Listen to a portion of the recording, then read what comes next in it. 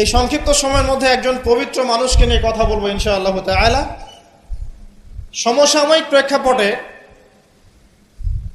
বিশেষ করে শেষ 100 বছরে যখন থেকে অটোম্যান এম্পায়ারদের ডিফিট করা হয়েছে 1921 সালের পর থেকে এই ট্রেন্ডটা খুব বেড়ে গেছে।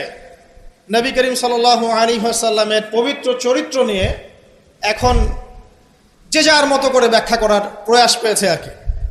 যদিও এটা আবু লাহাবের সুন্নাহ, আবু জাহেলের সুন্নাহ, এটা উতবা বিনতে আমের আরেকজন ছিল, উতবা বিনতে আবু মুঈদ, আরেকজন ছিল সাল্লাম বিন আবু হুকাইক, আরেক ব্যক্তি ছিল আশনাক বিন শারিক, এরকম কিছু একটা তার নাম। এই সব মানুষরা ছিল আইয়ামে জাহিলিয়াতের মধ্যে। এই মানুষদেরই সুন্নাহ আর কি এখন নতুন করে চালু করা হচ্ছে বিভিন্ন জায়গায়, মুক্ত চিন্তার নামে, বাক স্বাধীনতার নামে, কলম চর্চার নামে, বিভিন্ন নাম দিয়ে আমরা এখন নবী সাল্লাল্লাহু আলাইহি ওয়াসাল্লামের পবিত্র চরিত্র নিয়ে যা ইচ্ছা তাই কথা বলার চেষ্টা করছি বা দুঃসাহস দেখাচ্ছি। তাব্বাত ইয়াদা আবি লাহাবি ওয়া তাব কি জন্য নাজিল হয়েছিল? নবী সাল্লাল্লাহু আলাইহি ওয়াসাল্লাম যখন সবাইকে সমবেত করে বলেছিলেন যে আমি যদি বলি তোমাদেরকে এই পাহাড়ের পিছনে শত্রু দল অপেক্ষা করছে, তোমরা কি আমার কথা বিশ্বাস করবে? সবাই বলেছিল যে আমরা তোমাকে আল আমিন বা সত্যবাদী বলে জানি, অবশ্যই তোমার কথা বিশ্বাস করব। তখন তিনি বলেছিলেন কুলু লা ইলাহা ইল্লাল্লাহ তুফলিহুন, তোমরা শুধু বলো লা ইলাহা ইল্লাল্লাহ, আল্লাহ ছাড়া কোনো ইলাহ নেই, তোমরা সফল হয়ে যাবে। এটা আইয়ামে জাহিলিয়াতের কথা। আবু লাহাব তালি দিয়েছিল, হাত দিয়ে তালি দিয়েছিল এবং ঢিল নিক্ষেপ করেছিল, নবী সাল্লাল্লাহু আলাইহি ওয়াসাল্লামকে কষ্ট দিয়েছিল। আল্লাহ পাক সূরা নাজিল করেছেন তাব্বাত ইয়াদা আবি লাহাবি ওয়া তাব, ধ্বংস হোক আবু লাহাবের দুই হাত এবং সে নিজেও ধ্বংস হোক। কিয়ামত পর্যন্ত এই পৃথিবীতে যদি একটা মুসলিমও বেঁচে থাকে এবং সে যদি কোরআন পড়তে জানে, সে আবু লাহাবকে এই সূরা পড়ার মধ্য দিয়ে অভিশাপ দিবে ইনশাআল্লাহ তাআলা। এটা নবী সাল্লাল্লাহু আলাইহি ওয়াসাল্লামের শান, তার মর্যাদা। সে শুধু একবার বলেছে হাততালি দিয়ে, এই কথা বলার জন্য আমাদেরকে ডেকেছিলে? এই কথা বলার জন্য আমাদেরকে ডেকেছ? আমরা আমাদের বাপ দাদাদেরকে, তাদের ইলাহকে ত্যাগ করে তোমার এক আল্লাহয় বিশ্বাস করব, এই জন্য ডেকেছ? ঢিল নিক্ষেপ করেছিল, গালি দিয়েছিল। তার আপন চাচা নবী সাল্লাল্লাহু আলাইহি ওয়াসাল্লামের আপন চাচা, আল্লাহ পাক আয়াত নাজিল করলেন আবু লাহাব ধ্বংস হোক এবং সে নিজেও, মা আগনা আনহু মালুহু ওয়া মা কাসাব, তার এই সম্পদ এবং সে যা অর্জন করেছে পৃথিবীতে, এগুলো কোনোই কাজে আসবে না। সায়াসলা নারান যাতা লাহাব, শীঘ্রই অচিরেই সে প্রবেশ করবে এমন আগুনে যে আগুন লাল অগ্নিশিখা নির্বাপিত করছে। সাথে ওয়ামরাতুহু, তার স্ত্রীও, হাম্মালাতাল হাতাব, যে কিনা কি করত? হাম্মালাতাল হাতাব, খড়কুটা বহন করত, নবী সাল্লাল্লাহু আলাইহি ওয়াসাল্লামের আঙিনায় ফেলতো। ফি জিদিহা হাবলুম মিন মাসাদ, তার গলায় থাকবে খেজুর পাকানো রশি, এটা দিয়ে আযাব দেওয়া হবে, নাউযুবিল্লাহ। কিয়ামত পর্যন্ত যত মানুষ বেঁচে থাকবে মুসলিম, যারা কোরআন পড়বে, ছোট হোক বড় হোক, ধনী গরিব, সাদা কালো, যে কোনো জায়গার, যে কোনো জাতির, যে কোনো বর্ণের, যে কোনো রঙের, আবু লাহাবকে সে কিয়ামত পর্যন্ত গালি দিতে থাকবে। এটা আল্লাহ পাকের বিচার। আর পরকালে তো তার জন্য যন্ত্রণাদায়ক শাস্তি অপেক্ষা করছে। আরেকজন ব্যক্তি ছিল যার নাম উতাইবা, এ আবু লাহাবেরই ছেলে। একদিন নবী সাল্লাল্লাহু আলাইহি ওয়াসাল্লামকে সে গিয়ে বলছে ওয়ান নাজমি ইযা হাওয়া, এই সূরার এই প্রথম দিকের আয়াতগুলো আমি বিশ্বাস করি না। এক পর্যায়ে নবী সাল্লাল্লাহু আলাইহি ওয়াসাল্লামের সাথে বাকবিতণ্ডা করতে লাগলো। আমাদের নবীজি তো তর্ক করতেন না, স্বল্পভাষী, মিষ্টিভাষী, নরম মানুষ ছিলেন, তর্ক করতেন না, নিজে কাউকে কখনো একটা থাপ্পড়ও দেননি, এমন মানুষ ছিলেন। তো সেই মানুষটাকে সে মুখে থুতু নিক্ষেপ করেছিল, তবে এই থুতুটা তার মুখ পর্যন্ত পৌঁছে নাই, আল্লাহ পাক পৌঁছাতে দেননি। আরো কষ্ট দেওয়ার জন্য তার জামা টানা হেঁচড়া করছিল। আর রাহিকুল মাখতুম বইয়ের মধ্যেই আছে, পড়ে দেখবেন। আল্লামা সফিউর রহমান মোবারকপুরি রাহিমাহুল্লাহ রচিত আর রাহিকুল মাখতুম, যেটা 1187টা বা 85টা বইয়ের মধ্যে ফার্স্ট প্রাইজ পেয়েছে, প্রথম স্থান অধিকার করেছে এই বই। এখানেই লেখা আছে। তো নবী সাল্লাল্লাহু আলাইহি ওয়াসাল্লাম কষ্ট পেয়েছিলেন, কষ্টে তখন তিনি বলেছেন আল্লাহর কাছে, ওই মুহূর্তে বলেছেন, আল্লাহ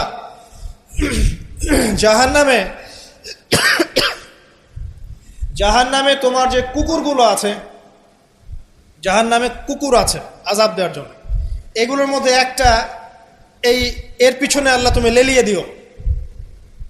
এটা বদদুয়া করেছেন নবী সাল্লাল্লাহু আলাইহি ওয়াসাল্লাম। আমাদের কিছু সুশীল আছে, তারা বলতে চায় যে নবী সাল্লাল্লাহু আলাইহি ওয়াসাল্লাম কখনো কটু ভাষা ব্যবহার করতেন না, কখনোই না। প্রয়োজন বোধে নবী সাল্লাল্লাহু আলাইহি ওয়াসাল্লাম বদদুয়াও করেছেন।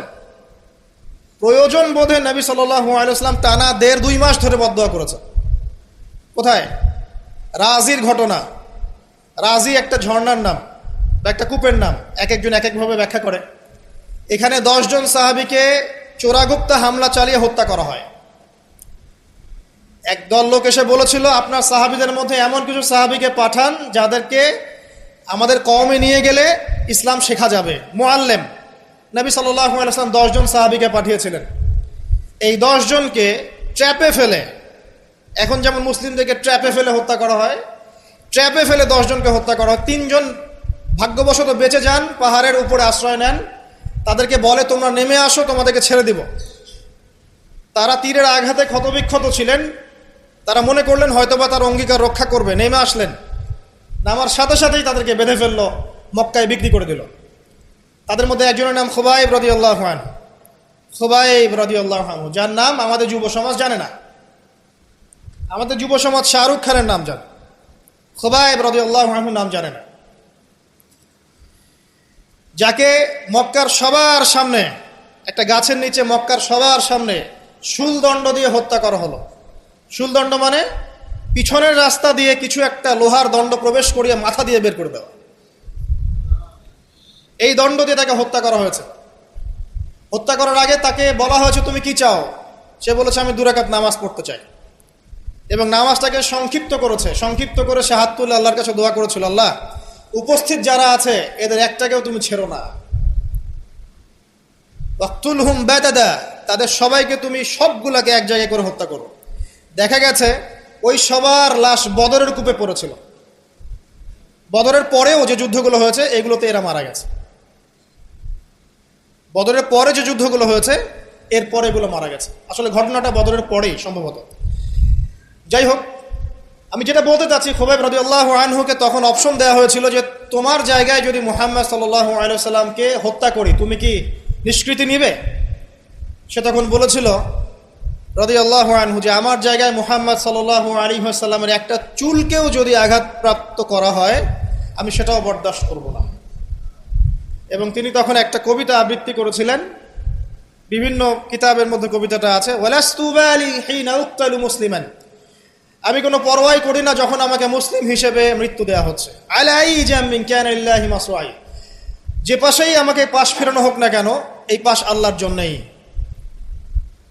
ওয়াযালিকা লিলাহ ওয়া ইয়াশা, তিনি এমন একজন ইলাহ যিনি চাইলে ইউবারিক আলা ফি কুল্লি শিলইন মুমাজ্জাত, তিনি আমার দেহের প্রত্যেকটা হাড় এবং গোশতের টুকরায় বারাকা দিতে পারেন।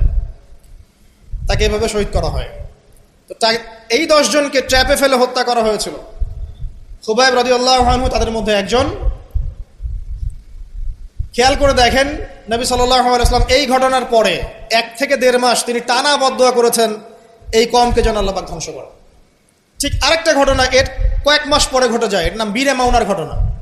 বীরে মাউনা একটা জায়গার নাম, যেখানে একইভাবে দিন শেখার কথা বলে দায়ীদেরকে ডেকে নিয়ে এসে 70 জন দায়ীকে একসাথে হত্যা করা হয়েছে ট্র্যাপে ফেলে। এই জিনিসগুলো হিস্ট্রির কথা মনে করিয়ে দেয় আমাদেরকে। ইসলামের ইতিহাস পড়ে দেখেন, মঙ্গলরা, ওইদিকে রোমকরা, বাইজেন্টাইনরা বিভিন্ন সময় মুসলিমদেরকে ভেবে ট্র্যাপে ফেলে হত্যা করেছে। মসজিদে ঢুকিয়ে চারদিক থেকে মসজিদকে পুড়িয়ে দিয়েছে, আগুন দিয়ে দিয়েছে। এরকম অনেক ঘটনা ঘটেছে ইতিহাসে। আব্বাসীয় খেলাফতের সময় মঙ্গলরা যখন আক্রমণ করেছিল, মাত্র 40 দিনের ব্যবধানে 10 থেকে 20 লক্ষ মানুষকে হত্যা করেছে, সবাই মুসলিম। একটা কথা মনে পড়ে যায় ঘটনাটা বলতে গেলেই, ওই সময় আব্বাসীয় খেলাফতের যে মানে আমির ছিলেন বা খলিফা ছিলেন, তারা মোটামুটি দুনিয়া পূজারী হয়ে গিয়েছিলেন আর কি। দুনিয়ার যে মোহ তাদের মধ্যে ঢুকে গিয়েছিল, ধন সম্পদ জমা করে করে এক একজন স্তূপ করেছিল আর কি। তো মঙ্গল যে কমান্ডার ছিল, যে হত্যা করেছে, সে আব্বাসীয় খলিফাকে তখন হেসড়ে নিয়ে এসে বলছে, কি চাও? সে বলছে, আমি পিপাসার্ত, পানি চাই। ওকে কারাগারে নিয়ে গিয়ে ওর মুখটা দুজন মিলে খুলে, দুজন দুদিক থেকে ধরে সোনার কয়েন ঢালা হয়েছে গলার মধ্যে। ও যে খাও, এগুলো পান করো। ওই মঙ্গল কমান্ডার, যে মঙ্গল, ওই যে হালাকু খায়ের নাম শুনেছেন, চেঙ্গিস খা হালাক, ওদের বংশধর, সে বলছিল যে এই যে ধন সম্পদগুলো তোমরা জমা করেছিলে, মুসলিমদেরকে বলছে, মুসলিম খলিফাকে, এই ধন সম্পদগুলো তোমরা যে জমা করেছিলে, এইগুলো যদি নিজেরা জমা না করে তোমাদের জনগণের কল্যাণে ব্যয় করতে, তারা আজকে তোমার পক্ষে যুদ্ধ করতো। এখন এগুলো খাও, পানি নাই। মঙ্গল কমান্ডারের কাছে শিক্ষণীয় বিষয় আছে না? যেটা বলছিলাম, নবী সাল্লাল্লাহু আলাইহি ওয়াসাল্লাম ক্ষেত্র বিশেষে বদদোয়া করেছেন। এই ব্যক্তির সম্পর্কে বদদোয়া করেছিলেন যে আল্লাহ আমাকে কষ্ট দিয়েছে, আমার মুখে থুতু নিক্ষেপ করতে চেয়েছে, আমার পোশাক ছিঁড়ে ফেলেছে, আল্লাহ তুমি তোমার জাহান্নামের কুকুরের মধ্যে একটা কুকুরকে দিয়ে খাইয়ে দিও। এই ব্যক্তি সিরিয়ায় গিয়েছিল ব্যবসা করতে, হঠাৎ করে রাত্রেবেলা দেখে চারপাশে বাঘ। আর এগুলো কোনো গাল গল্প নয়, হঠাৎ করে বাঘ চারপাশে। সে বলছে আমি মারা যাব। তার সঙ্গী সাথীরা বলছে যে আমরা তো এখানে আছি, কোনো সমস্যা নেই, আমরা তো কিছু দেখতে পাচ্ছি না। সে বলছে না, আমি যা দেখতে পাচ্ছি তোমরা দেখতে পাচ্ছ না। রাতের অন্ধকারে ঠিকই একটা বাঘ এসে তার গলা গর্দান ছিঁড়ে নিয়ে চলে গেছে। ওই যে বদদোয়া নবী সাল্লাল্লাহু আলাইহি ওয়াসাল্লামের, এই যে ফল। আরেকদিন নবী সাল্লাল্লাহু আলাইহি ওয়াসাল্লাম নামাজ পড়ছেন কাবার হাতিমে, সেজদা দিয়েছেন। উকবা বিন আবি মুঈত, একজন কাফের, ওই যে উটের, বড় উটের ঘটনা জানেন না, উটের নাড়ি ভুড়ি নিয়ে এসে তার গর্দানে গলায় চাপিয়ে দিল, আর পা দিয়ে নবী সাল্লাল্লাহু আলাইহি ওয়াসাল্লামের গালটাকে ঠেসা দিয়েছিল, যাতে প্রায় তার চোখ বের হয়ে আসতেছে এমন একটা অবস্থা। যদি কাউকে এভাবে চাপ দেওয়া হয় খুব জোরে, চোখটা লাল হয়ে যাবে না? এইভাবে স্পষ্ট লেখা আছে সিরাতের গ্রন্থগুলোতে। নবী সাল্লাল্লাহু আলাইহি ওয়াসাল্লামকে এই অবস্থা থেকে উদ্ধার করলেন তার মেয়ে ফাতিমা রাদিয়াল্লাহু আনহা। আল্লাহর নবী প্রচন্ড কষ্ট পেলেন এই দিন, প্রচন্ড কষ্ট, এবং হাত তুলে তিনি একটা একটা করে নাম উল্লেখ করতে থাকলেন। আল্লাহ, আবু জাহেল ইবনে হিশাম, উকবা বিন আবি মুঈত, উতবা, শাইবা, রাবিআ, নাম উল্লেখ করতে থাকলেন। আল্লাহ, এদেরকে তুমি ছেড়ো না, এদেরকে দেখে নিও। নবীজি একবার যখন আল্লাহর সামনে বলবেন কিয়ামতের মাঠে, আল্লাহ আমার উম্মত, আল্লাহ আমার উম্মত, আল্লাহ পাক এক দোয়াতেই নবী সাল্লাল্লাহু আলাইহি ওয়াসাল্লামকে বলবেন, তোমার উম্মতের মধ্যে যার অন্তরে সরিষা পরিমাণ ঈমান আছে ওকে বের করে নিয়ে আসো। সেই মানুষ যদি বদদোয়া করে নাম ধরে, তাদের কি অবস্থা হবে এবার চিন্তা করেন। সেই মানুষের শান, তার মর্যাদা, তার চরিত্র নিয়ে কেউ যদি কথা বলে, কটূক্তি করে, তার অবস্থা পরকালে কি হবে চিন্তা করেন। দুনিয়াতে হয়তো কিছু হবে না, হয়তো পার পেয়ে যাবে, এই দুনিয়াটা চূড়ান্ত ফলাফলের জায়গা নয়। আর মুসলিমরা এখন দুর্বল, তাদের আল্লাহর কাছে দোয়া করা ছাড়া এখন কোনো অপশনও নাই। দোয়ার অনেক অনেক ক্ষমতা আছে। নবী সাল্লাল্লাহু আলাইহি ওয়াসাল্লাম দোয়া করলেন, এই 10 জন ব্যক্তির লাশ বদরের প্রান্তরে পাওয়া গেছে। আবু জেহেল দেখবেন বদরের নিহত হয়েছে, উতবা, শাইবা, সবগুলা বদরের কূপে।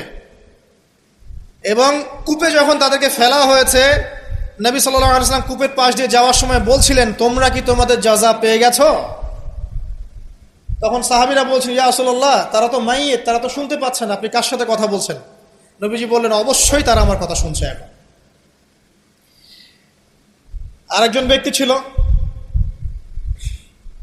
যে নবী সাল্লাল্লাহু আলাইহি ওয়াসাল্লামকে নিয়ে এই কবিতা, গল্প, নৃত্য, মেয়েদেরকে নাচাতো, এসব তৈরি করতো, মক্কা ছড়াতো। তার নাম আশনাক বিন শারিক, একটু বৃদ্ধ লোক ছিল, বুদ্ধিজীবী টাইপের আর কি, খুব পণ্ডিত। তো এই কাজ করতে থাকতো। নবী করিম সাল্লাল্লাহু আলাইহি ওয়াসাল্লাম বদদোয়া করেছিলেন, প্লেগ, বসন্ত, গায়ে পচন ধরার মধ্য দিয়ে লোকের মৃত্যু হয়েছে। আরো আছে, বলতে গেলে অনেক সময় চলে যাবে, আপনাদের খুতবার সময় খুব শর্ট, আমি অন্য টপিকে যেতে যাচ্ছি আর কি। আমি বলতে যাচ্ছি, এই আইয়ামে জাহেলিয়াত থেকে এটা চলে আসছে। নবী করিম সাল্লাল্লাহু আলাইহি ওয়াসাল্লামকে জীবিত অবস্থায় এই 23 বছরে মোট 16 বার হত্যা করার চেষ্টা করা হয়েছে। কতবার?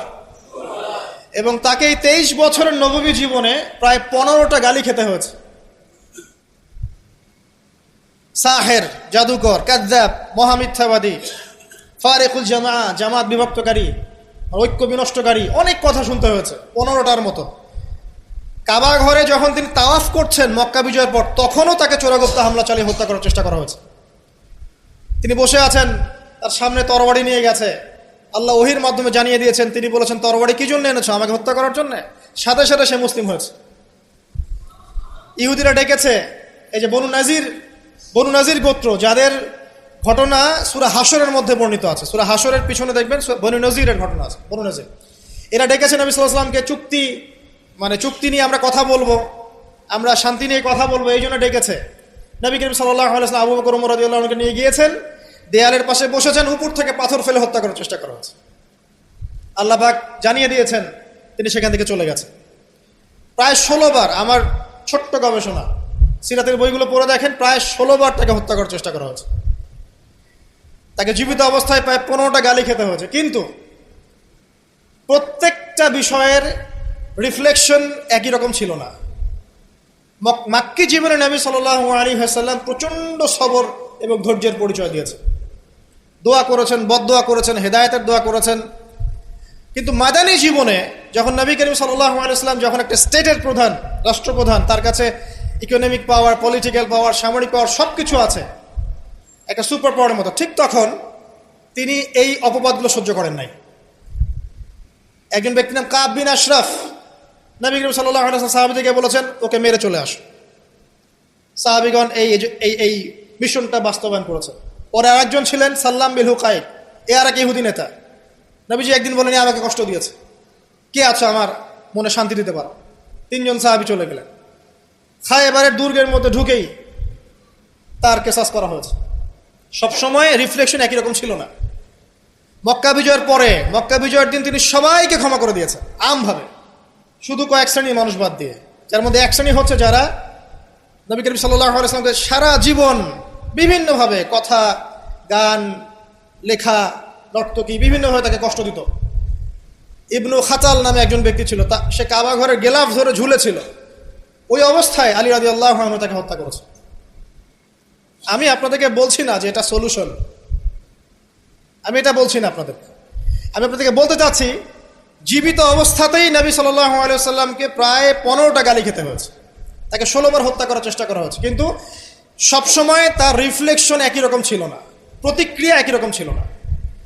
যখন মাক্কি যুগ, মুসলিমদের অবস্থা দুর্বল, মুসলিমদের হাতে কোনো রকম ক্ষমতা নেই, আলাদা রাষ্ট্র নেই, কোনো ইকোনমিক বেস নাই, আমরা সেখানে অনেকটাই দুর্বল, বেশ দুর্বল।